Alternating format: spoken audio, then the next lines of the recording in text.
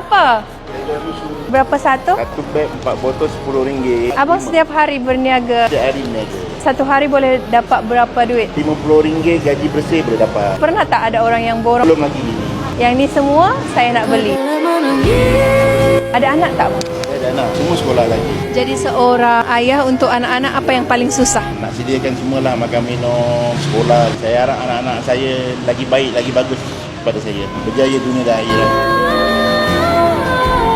Abang seorang ayah yang hebat, mampu berniaga hari-hari. Daripada jauh lagi saya nampak. Abang berdiri seorang-seorang, tak ada satu orang pun yang beli. RM50, baki abang ambil je. Alhamdulillah, abang umur saya selalu berjaya dunia dan akhirat.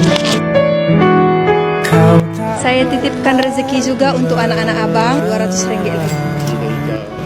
Rezeki pun. Sebagai penopang dalam hidupku. Rezeki saya di bawah.